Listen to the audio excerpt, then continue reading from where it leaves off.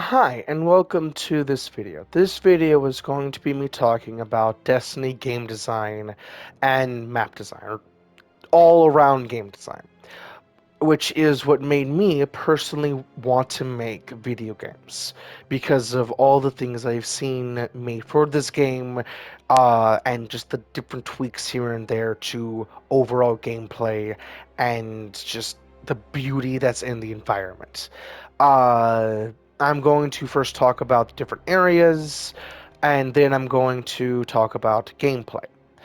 Specifically subclasses, because if I was going to talk about gameplay, I would be here for multiple hours, and I only have or 8 hour tops. This is the EDZ. The EDZ is the European Dead Zone.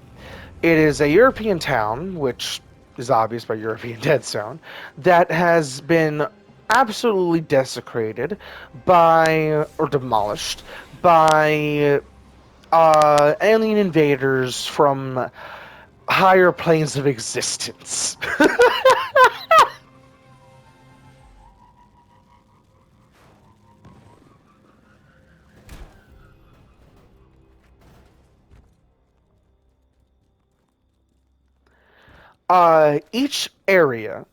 Each destination is massive, has a lot of space that you could go into. This area or this destination, I'm only going to talk about 3 areas. Each destination, I am only going to talk about a couple areas, most likely 3. Some of them only going to talk about 2 areas. This area or this destination has 3 very distinct areas that all have unique lore importance.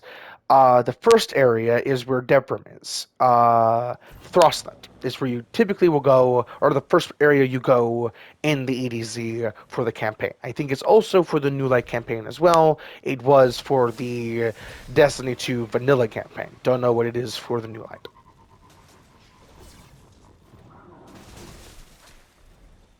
This is the entrance to the Dark Forest. The Dark Forest is a campaign area that in vanilla D2 is how you got different subclasses. You got a lot more lore about different subclasses and how they actually function in lore, because the light and darkness bends to you as a wielder, which is awesome about paracausal powers and abilities. Which, if you don't know, and I do want to try and make this as digestible for new players as I can, which most likely I will go down different trains that isn't really good, and I'll try my best to help make it as digestible as possible. But I suck with words, and I am a blabbermouth, uh, which is a terrible combination. It, specifically, I'm a blabbermouth because I want to try my best to be understood, but first go is not good, second go might be better, third go might be better, and more information is always better in my opinion, so you have more knowledge of what I'm trying to say, which has been my experience with talking to people, which sucks about being autistic and just not being able to talk to people. Um, this area is that platform there and up is where you would find a portal if you were going to go into the Dark Forest. The Dark Forest is, like I said, where you go for lore and different missions here and there. There is different strikes that take you into the Dark Forest, which is pretty cool. Or a strike specifically that I'm thinking about. Don't know if there's multiple. Um, the next area, and because I'm going to try and crunch it in time as well, I'm going to be fast traveling to different places, especially when it's going to look very similar if I just walk there.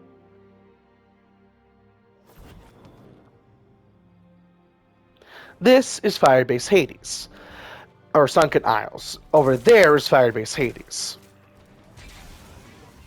This is where you would go to in the campaign and in a strike, where you go to fight a big Cabal warlord. This is his base of operations, which doubles as a rocket ship, which is pretty cool. Something awesome about design in this game, and in a lot of other things, not just this game, but the thrusters underneath, which shows that that's how it takes off. It goes up by these and uses those to go forward. If you did not know, each area or each species in the game can be easily identified, especially by the areas and just by looking at them. These are Cabal. Cabal are basically big space rhinos that are very into war, very into uh, conquering. If it works, don't break it, kind of stuff. Um, though that guy is a typical Cabal. That guy is what you would think of when you think of the main race of Cabal. These guys are Scions. They are a enslaved species technically, but kind of got their freedom now. They use psychic might to do all of their magic. Their grenades, that is psychic might, not actually paracausal magic, which is pretty interesting.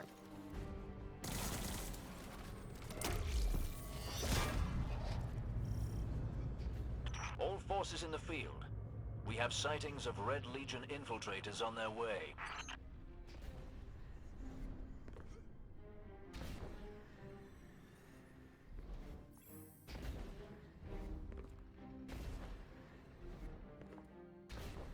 Something awesome about this game that every game designer should think about is how. Okay, the question is, how can you expand when you have limited space? Or how can you make more campaign areas, more missions with the space that you have, and make it seamless from area you know to new campaign area, or to new mission area? And Destiny's answer to that is have doors everywhere and have a lot of shit out in the distance that you can't interact with yet, like the big expanse of the base that hasn't been used yet, which is amazing for different games and how you should, in my opinion, make different things. A lot of different games, if you think about it. I know you didn't hear it, but excuse me, I burped. Um, um, a lot of different games need to fall or need to use this, and a lot of different games do use this. Whenever you have like a big foreboding building or different areas of the map that you saw previously but you couldn't get to and then you did, that is using that same general concept, the same general idea. And that is what I'm talking about. I'm not talking about specifically the gameplay. I'm talking about the idea, the thing it brings to the table, which I'm clarifying now, which I should have clarified earlier, but I'm talking about the idea, the raw concept, the possibilities with each thing I'm talking about, and just the environment that they have made with the lore and all of that. Just the art that is at display. Uh, this is all I'm going to show for the EDZ. I will meet you in the next area. Hi, and welcome to the moon. The moon is haunted in Destiny 2, which is pretty interesting because of what it actually is, because there's a lot of lore with a lot of. In this game, a lot of different things is not as simple as what it is. Like hive magic, which you're going to see a lot in this area, because this is the hive destination. If you want to fuck up a lot of hive, this is where you go. Also with a good bit of fallen, but typically hive. And a little bit of exo up in this area, which I'm not going to get to. But the moon is where the Hive has set up shop. Like in the EDZ Firebase Hades is where the Cabal set up shop for the Hive because they're demon space bugs from a higher plane of existence, or went to a higher plane and came back. I forget which one it is. Um, have made this the entire moon, which also is over there, and like I've said in the previous bit, that seeing areas in the distance, being able to go there, that over there is an area you can get to. That big tower, and in that bit right there is actually where you fight a boss in a strike called the Scarlet Keep, which is kind of cool, or not kind of cool. It is pretty cool. The moon had a colony before the darkness showed up and fucked up humans, the moon had a colony called K1. Each area on the moon has its own area and a little bit of K1. Like up here has the Lost Sector, and the two areas closest to this area has the Lost Sector, or not two areas closest, two areas on the surface that are closest, because there is a lot of space underneath the map, which is common for campaign maps or expansion maps, destinations. Um, each destination has a lot of things to it. Expansion destinations typically have a lot of space under it as well, or a lot of space not typically shown, or not shown on the map. This area, or that big ship that was in the distance, and all of this bits here and there, are fallen tech. The big ship that crashed over in the distance, which I'm going to go back to and show you a little bit of, is Fallen Tech. That over there is a catch. It is basically a fallen generation ship because what happened to us happened to them a long, long time ago. They are space pirates because of what the darkness did to them. And they are the worst kind of space pirates. Some of them, if you ever seen Firefly, they're kind of Reaver. They will do shit to you that you do not want to have done to you, like eat your fingers, eat your toes, and then eat you, type of shit. Some of them are fucking evil. This area is the hive section, the Hellmouth that you saw on the map. This area uh, is this big circle and down there. Different things that you go down deeper and deeper and deeper. In the destination, you're allowed to go in that ring there and a little bit deeper. Excuse me again, I burped again. And again, excuse me. um,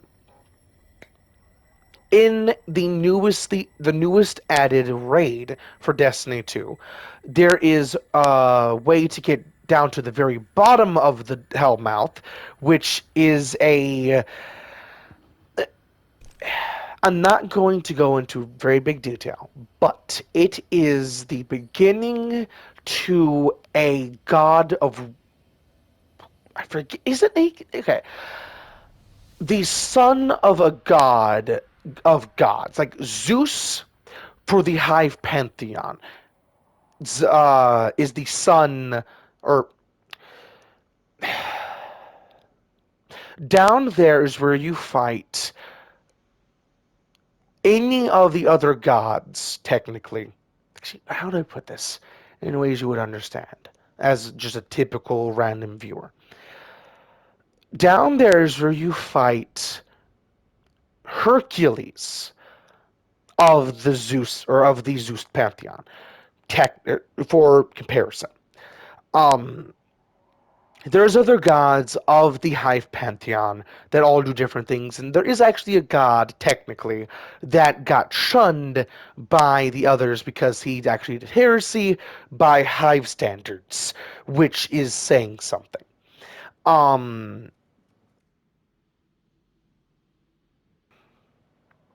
and something, or I'm gonna go in deeper to the Hive or to the Hellmouth, just to show off a little bit more of how Hive look. Hive always have this general dead look to them. This bug undead or just dead look to them. And undead is the heresy to the Hive. When something is dead, it is supposed to stay dead even to the Hive. But if you can prolong your life and finagle life itself, that's just fine. Just when you come back from death, that's a little bit of, not even just a little bit, it's a lot of bit frowned upon.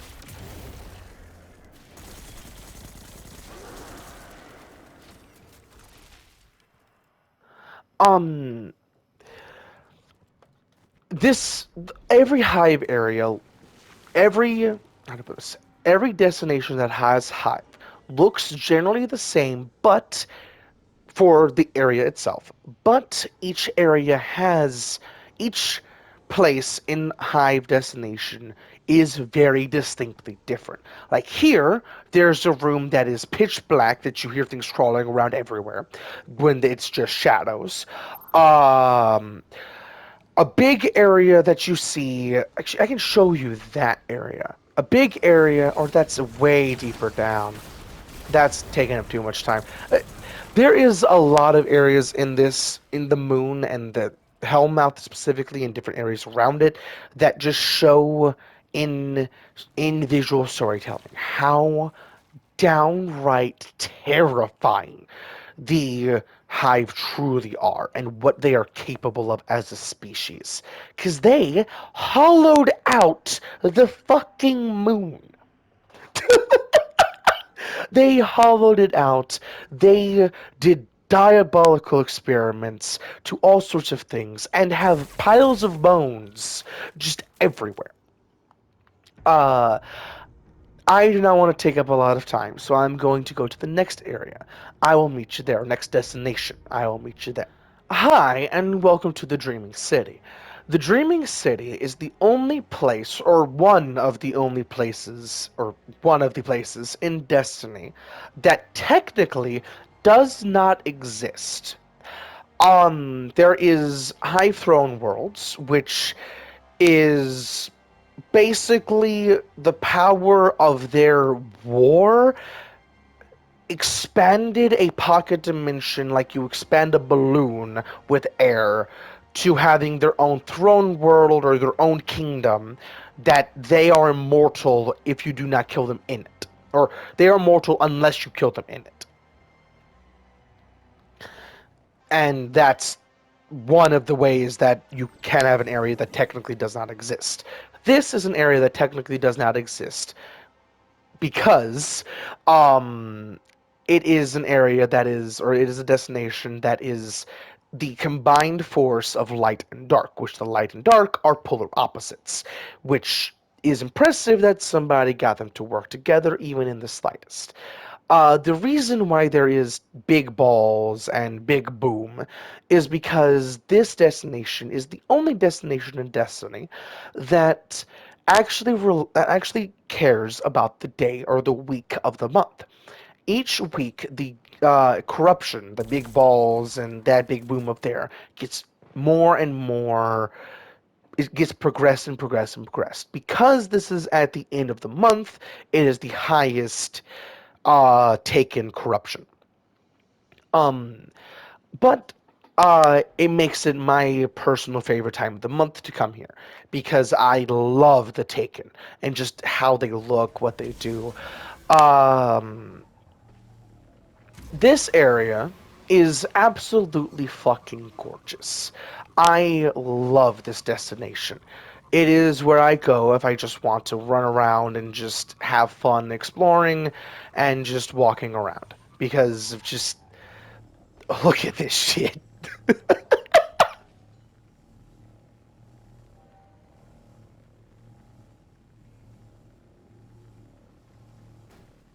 And something awesome is this is just the outskirts. This isn't main Dreaming City. This is on the outskirts at the random bit that the Awoken Queen will allow us to go to. Not the actual heart and where the true beauty is of any city, which is absolutely amazing.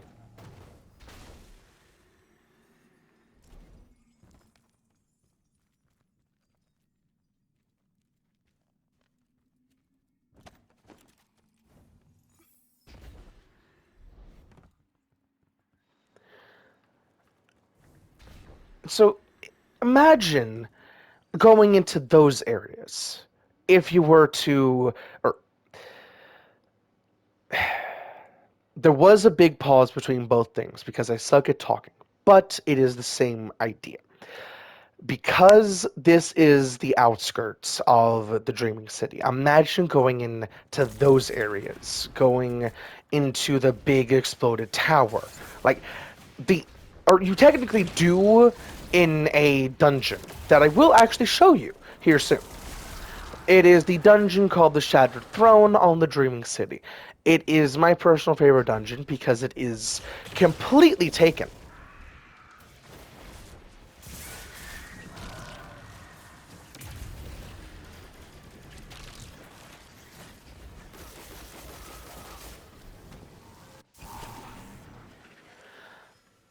This map is so big and has so much in it and has so many little secrets here and there that it has basically a fast travel hub.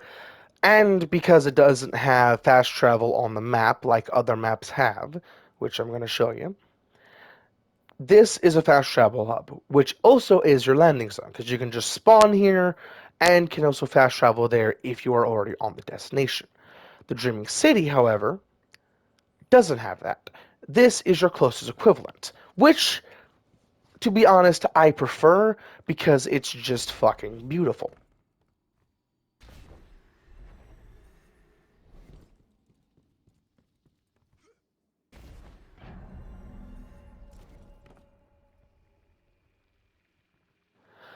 This spot right here where I'm standing lets you see the three areas on the map that are not actually named. These three areas are the areas that are named that you would go to if you need to do an objective, but or typical objectives, and where you find patrols and public events and different things like that. But if you want to just go experience the map, there's areas down here, there's areas over here, there's areas up here on the map. This allows you to fast travel between each area. Each one of these three is to a different area. The gardens that I was just in is over there. The crystal area is over there, and the church is over there. Each area is beautiful in its own right and has its own little secrets here and there. Each area also, in this destination, because it is riddled with secrets, there is a secret on top of a secret. In this destination, if you drink this, which you can get by doing different things in the Dreaming City, lets you do, that gives you a buff that lets you see different secrets in this area, which you cannot see otherwise and cannot even interact with. This will make platforms appear and all sorts, which also does apply to the week of the month, because different things do change through the week. But while you have it, there is a secret on top of a secret, like I was talking about, that is called the Awoken Challenge. Each week there is a different one, and I think there's 12 in rotation that all give you loot. If you are wanting to play this game and you haven't done it yet, or if you are playing this game and haven't done it, both things work. I do highly suggest it. They are fun and easy to do because power creep is one hell of a thing. This area is I think, how you previously typically got to the Shattered Throne. This big thing over here is a portal into the Dreaming City. Or not Dreaming City, into the Shattered Throne, which I am about to take you into. Because this area is my personal favorite area. Just listen to the sound design.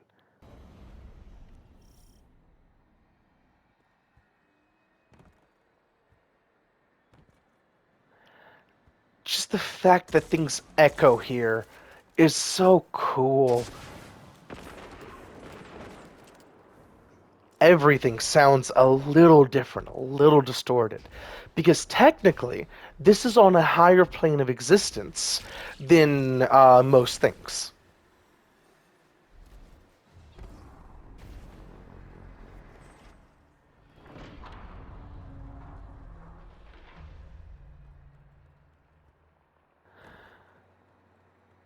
The Dreaming City is so beautiful, and then you mix it with Taken, and then it's just my personal favorite area to go to.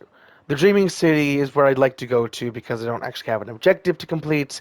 This is when I want to do an objective and just love the environment I'm in. The dungeon is very easy if you ever do want to try and complete it.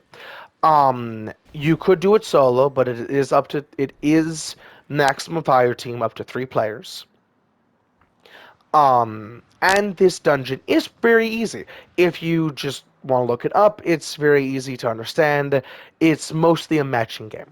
or this first section is a matching game. Uh,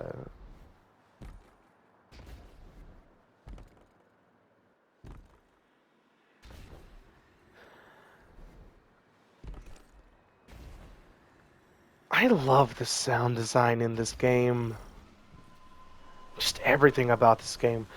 Bungie is my favorite developer. Out of every developer, besides, okay, PlayStation is my favorite developer because of what PlayStation is, how much PlayStation has done, what they have done, why they have done it, how they have done it, just everything about PlayStation, even their console, I absolutely love.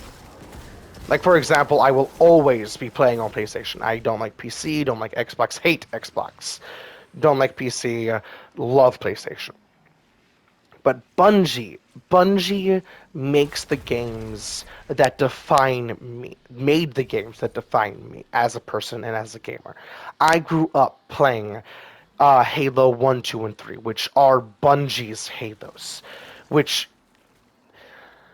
I played those games so much. I I grew up playing them. I was like 8, young. And I play the PvP so well. I was called a hacker, a cheater, and all sorts. And I don't even remember. I just remember having so much fun. And being able to see a game, remember a game, and it's not just nostalgia, it's the different design cues, different elements of the game, and just how Bungie makes their games is so. It's amazing because they make art. They don't make. They make a game by making art. Unlike a good bit of other developers like EA, Microsoft, Ubisoft to some degree. Ubisoft, I think, got their head out of their ass and started making games instead of, or and those guys are making games not for the art that it is, and not for the fun that it is, but for the money that comes with it, and that is where you make Call of Duty, or Call of Duty that has happened. Newer Call of Duty does have a lot of things going for it. It is innovating, it is trying new things, it is doing new things. But for a good bit, Call of Duty was the exact same thing, just a little different. Which is fine, just not good. um, Games are meant to be fun and enjoyed above all else, not meant to be for the money. And people, a lot of developers, not developers, a lot of YouTubers are saying Bungie is making this game for the money. And I don't understand that personally. Like, I do want to show this. This is something about the game that I really enjoy. This, for example, this is the season pass. The season pass gives you all sorts of things like upgrade materials, free armor, excuse me, I burped again. A way to get deep sight, which deep sight allows you to craft weapons, and that allows you to guarantee, if you haven't already got deep sight on that roll, on that specific weapon, that you want deep sight on, which allows you to craft it, and you can guarantee you craft that. And you can guarantee, not guarantee you have it, you can guarantee another part to be able to craft it, so to speak, which is amazing, and is also on the free path, which makes it even better. This game values your money. It's a little bit more expensive. It has gotten a little bit more expensive over the year or over a couple of years because the value of the US dollar has been getting less and less and less, which sucks, but Bungie is a US primary company, like it's primarily in US, and a lot of other companies are going to start feeling it because the big major companies, or a good bit of them that you hear about, are US owned companies, or companies not US owned, but the people that make them and own them are US citizens, so they will have to fall under US money, monetary, and different things like that. So if you're going to get mad at a developer, first know where they're coming from and how different things like that are, which is why I don't get mad when things are more pricey, when everything else is getting more pricey. Um, but another thing awesome about Destiny is that they have a Silver is the you pay for it, like V-Bucks in Fortnite. You pay for it, you get it, and there's a lot of other things that I could have said. Just V-Bucks is the everyone knows it, and a lot of people are gonna get just about it, but everyone knows V-Bucks, even if you get about it, you know what they are. um, uh, Silver is the V-Bucks equivalent, but this is not something in a lot of games, which is sad. A lot of games, which this is something I'm going to do for my game. I don't know how I'm going to implement it or how I'm going to do it, but and I don't know if I'm going to have a paid for store in my game yet. I don't know a lot of how the monetization is going to work because I want to make a game for fun over monetary. But I'm going to need to make it monetary first when I'm actually getting it out there because I want it to be my job. But which I've talked about previously, that is going to be hard for me to do that because I want fun over monetary. Yeah, the bright dust allows you to buy things that are typically for silver for free.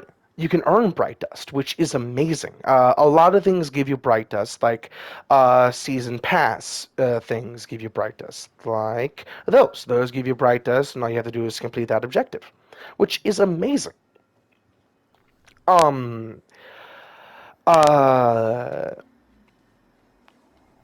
Now I'm going to be spending a good bit talking about the different subclasses and how they impact gameplay. And this idea, this concept of just the subclasses, not even talking about exotic weapons, exotic armor, not even talking about the specific mods. I'm going to talk about a little bit of a specific mod because it correlates to how different things work in the game that aren't specified. And that is what I'm going to be talking about primarily. Because I can easily scroll over it and show you what different things are, like here. I can show you suspend, sever. If you want to pause, you can read it.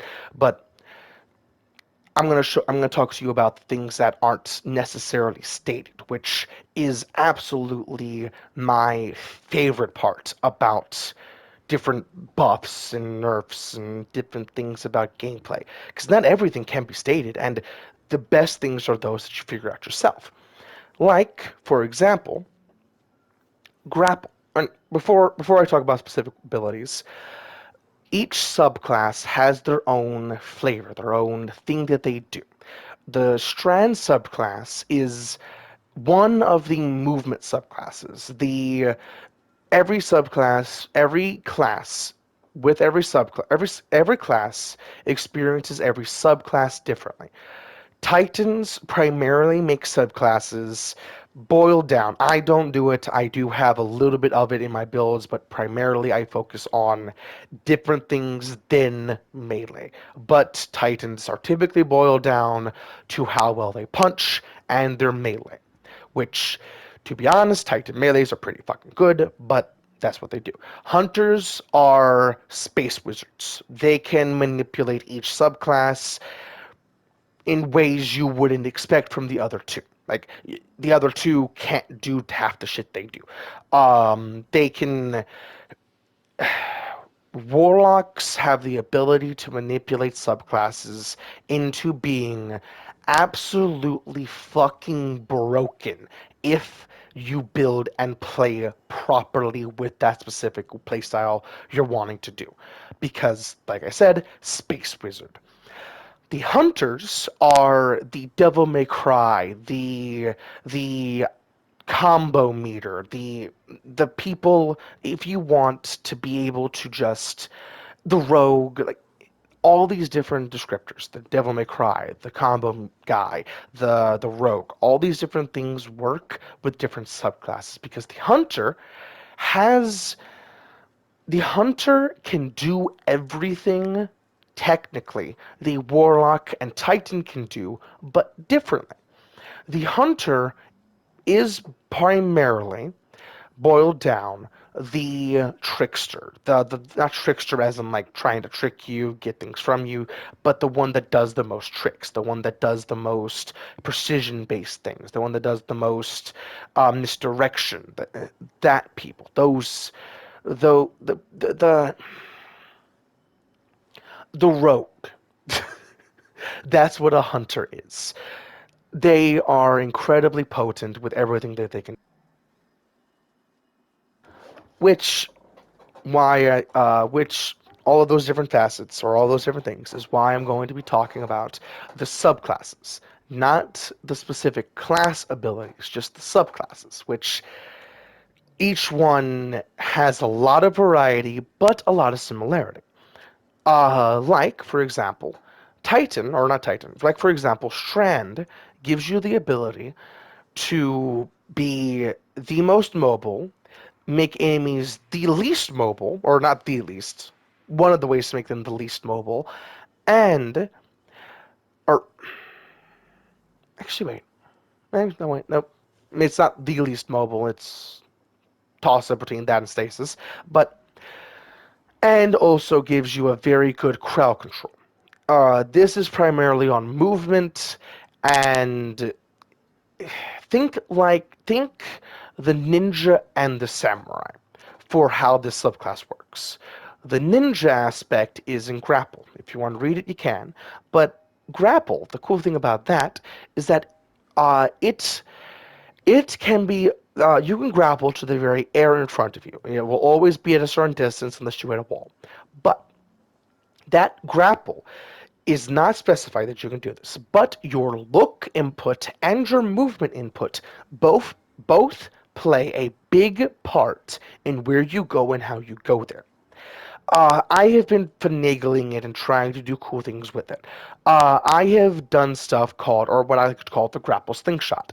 I look towards the ball, or I go as fast towards it, which is moving forward on your move joystick and looking directly at the ball, or at the point you grapple to.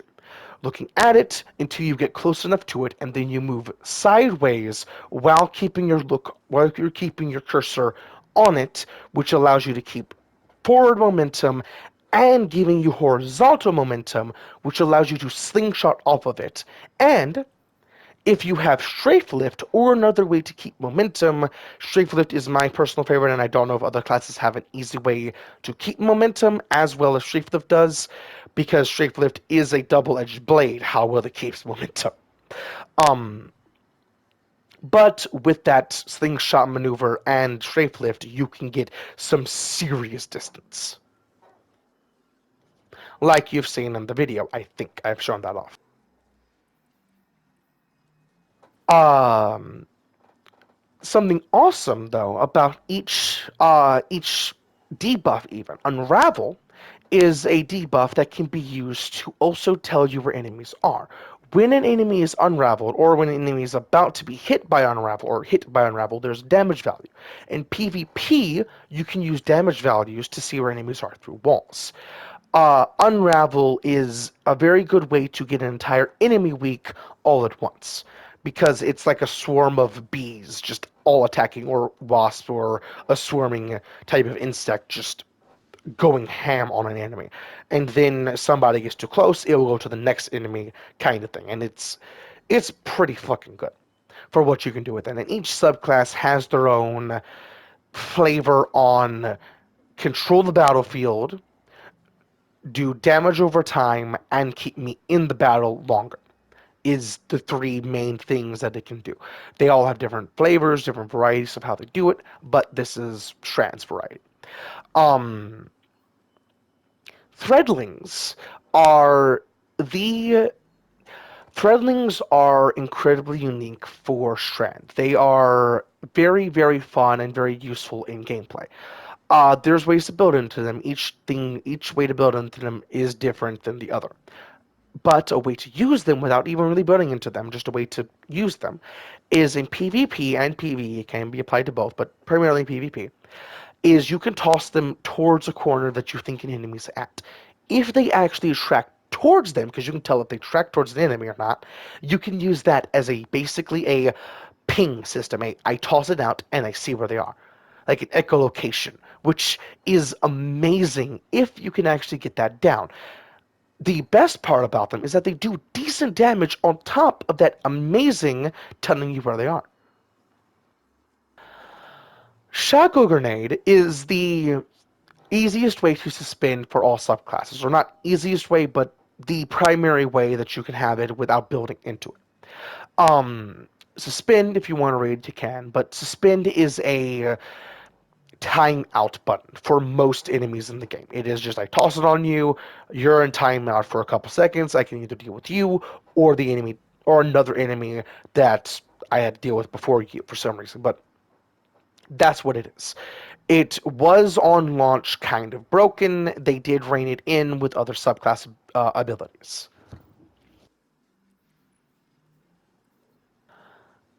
Something I forgot, something I forgot to talk about, its buff is Woven Mail.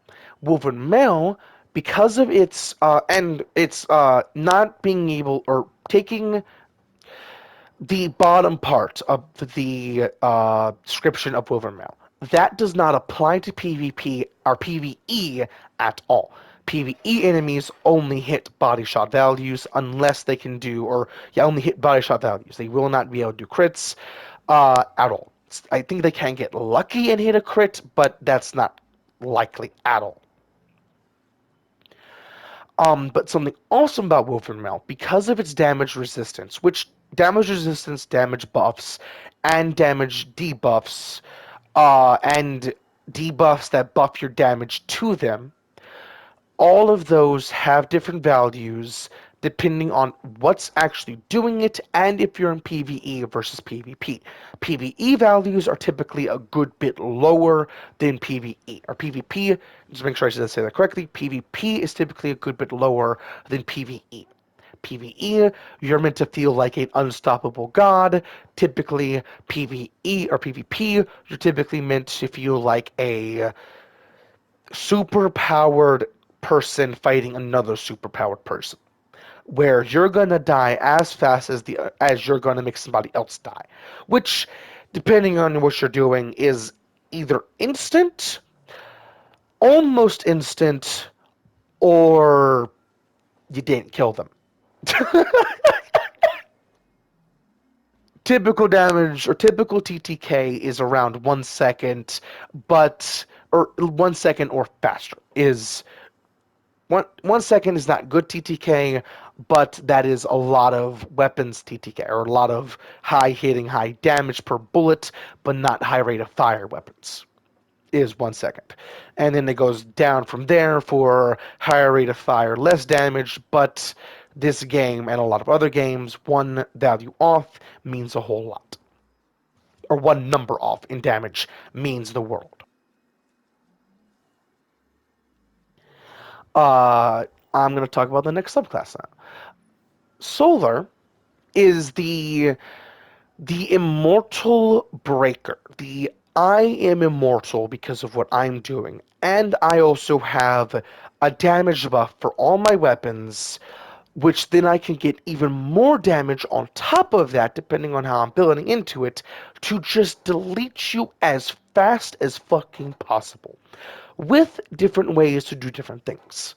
Um, Solar has multiple main things: cure, restoration, scorch, and ignition. Scorch is the main is the Scorch is a damage type that you're going to do with basically anything and everything you do in solar or with solar abilities. Most solar abilities do apply Scorch. Scorch is, if you read it there, is damage over time, which leads into ignition. And excuse me. Scorch does actually give you a way, like Unravel, to do damage or to see people with damage over time through walls and different things like that. But Scorch is actually easier to proc than Unravel because all of these grenades, basically, I'm going to check, apply Scorch in one way, shape, or form. And each one, if you want to pause it, you can, does something different. This one is the most unique ability for Solar because it's, instead of damaging, it's healing, which is an amazing utility because in PvP and PvE, it is basically a one up for Mario. You toss it on the ground, you're fully healed. Within a second, less than a second, but it's It's fast enough where it doesn't really matter if you're behind cover, but slow enough where you can't do that in the middle of a gunfight and guarantee you're going to make out the other end. It will help you, but not guaranteed.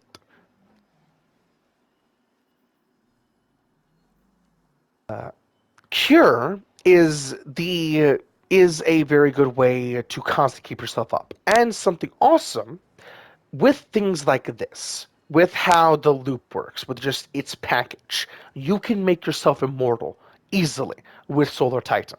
If you hit something and pick back up the hammer, you get cure. And that happens every single time you hit an enemy and pick it back up. So, if you have, say, or restoration constantly procced, like with this, Bonk Hammer plus that makes you immortal. Just about. Things can still kill you, but that means they shot a lot of damage on you, or a lot of things shot you at once. In PvP, that is just going to get you killed if you try and do it, but it is still very useful because constant healing is constant healing.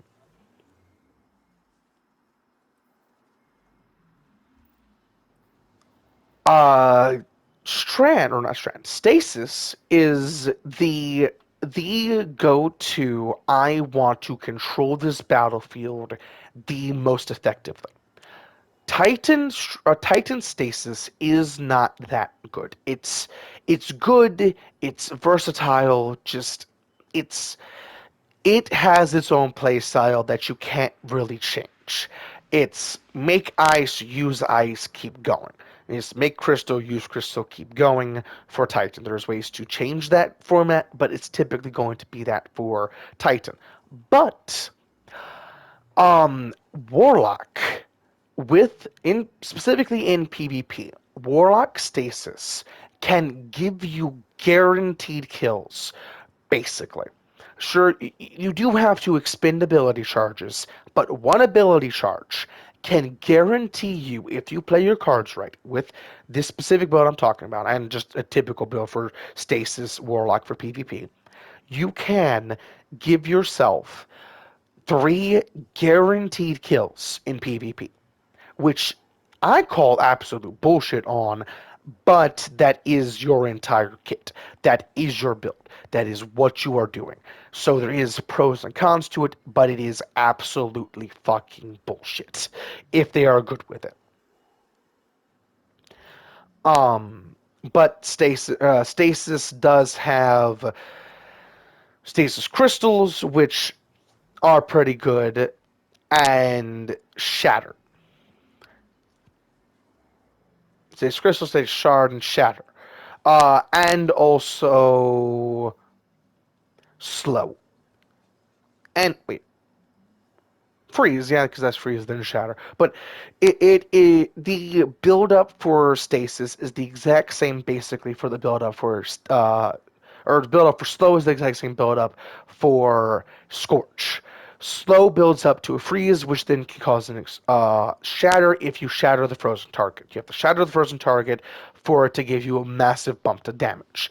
Anyone can technically shatter them, just you have to do enough damage to do that. Stasis is very self-explanatory. Everything there is what stasis does. There's no real trick to it. Um, but it is ignition and shatter is a way to get a guaranteed kill on a target at the very least in PvP, unless they are in their super or specific super. Some supers don't even have damage reduction, but most of them do.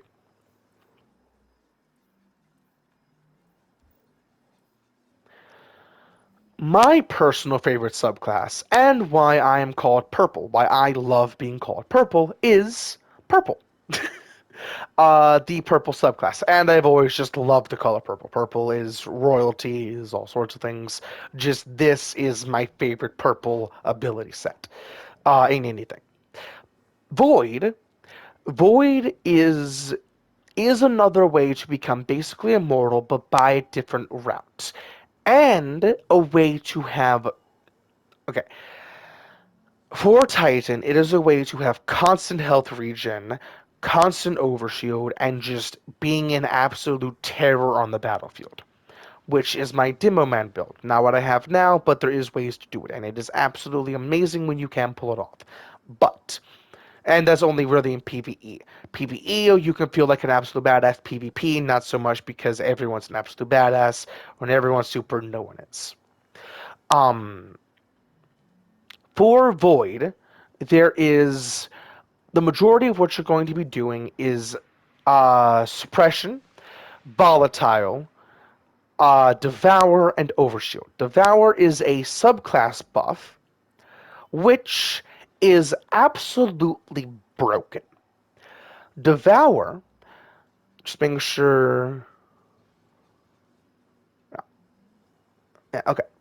Devour, because I'm going to say things that are already there, which is why I'm going to make sure, or why I read it to make sure I'm not just saying things that aren't. What I'm going to say is already there, but I'm going to give it more emphasis and more understanding. Every kill, every final blow in PvP or PvE gives you basically the same amount of grenade energy. Doesn't matter on the grenade, and this is just a one shot in PvP if you hit him directly with it. This is a you're out of a super. This is a I cut off a lane or a doorway. This is another way to cut off a lane or a doorway. That's a guaranteed damage. That's another way to get guaranteed damage, but in different ways, and that's better for checking corners and different things like that. That has its own benefits. But you have that on 3 kills, 4 kills, around there in PvP and PvE, which is broken, and full health on each one of those kills. So in PvP, if you want to go on a tear, a killing spree, absolute mayhem in the Crucible, go a Devour build. Devour builds are you can have a okay.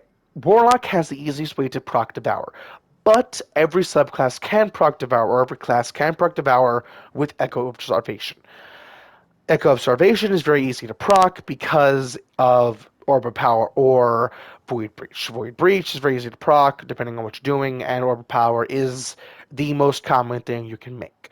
Uh, Different builds, different things have different ways to proc it. Don't want to go into all that, but that is broken. Ish. Not broken because each subclass has something about them that is broken. Arc Arc is instead of Strand, where it's the aerial movement, and Solar, which Solar Warlock has a good bit of movement, or a very good bit of movement in Solar Warlock, but Arc has the most ground movement. So much ground movement that a lot of so much ground movement that if you know how to use it, you are the fastest thing in the game. You are faster than even a good strand user. You are faster than a lot of things if you are if you are in a good area to use it. How you get massive speed boost with strand or with arc is with amplified. Amplified is one of the buffs to it. Amplified, when you are amplified, you get all those benefits, but while you are sprinting in a straight line, you can build up to getting speed booster. Speed booster stays even if amplified goes. It will stay as long as you're constantly sprinting. But when you stop sprinting, you have about a second until it will go away. While you have speed booster, sliding has a bonus distance and speed, massive bonus distance and speed. You have the ability, you have enough time to slide and then sprint to keep speed booster active out of that slide. And keep it going, rinse, repeat, rinse, repeat, rinse, repeat, which allows you to be the fastest thing on the ground in this game. Just about. There's ways to be faster, but ease of use, this is the fastest. Excuse me, I burped again. um, Arc is also a very good way to have constant crowd control and different flavors of crowd control. Blind is a way to get anything out of a fight just about, like Suspend, but different flavors and more area to it. Blind has a massive area, and there's a lot of ways to proc Blind in the Arc kit. Another way to deal with crowds is Jolt. Jolt is an amazing ability that actually does okay. It is like the uh inverse of Unravel. Unravel can go to other people. Jolt can't really. It can damage other enemies, but it will primarily be on one enemy. But it does more damage to one enemy than Unravel typically does. So there is a pros and cons to it. It is very good. It can stun overload and different things like that. It is a very good utility. Um, but Arc doesn't really have a way to see enemies through walls, which is okay. Something that you're typically going to be doing with Arc also is punting things out of existence in different ways. Arc's primary means of buffing your damage is just doing a fuck ton of damage. There is no fuck, I didn't even talk about Solar's Radiant. Radiant is how you get a bonus damage with Solar. I didn't even talk about that. I completely forgot about that for some reason. Radiant is how you buff all your weapon damage. Any weapon, doesn't matter, it gets bonus damage. I think it's like 15% bonus damage, which doesn't sound like a lot, but that really does do a whole lot. Uh, Arc has bonus ability damage, primarily melee damage, or ways to chain melees together or chain a melee to multiple enemies to hit or hit those enemies multiple times. So you can get a multi-kill better than you can get a single kill. But there is finagling to that. I'm about to run out of time, and it's a good thing that I talked about everything I wanted to. So I will talk to you in the next video. I hope you enjoyed this video, and I hope it's very informative as to what I actually really enjoy in video games, and what I am going to bring to my game, how I'm going to make it, what I'm going to do to it. I hope you enjoyed, and I'll catch you in the next one.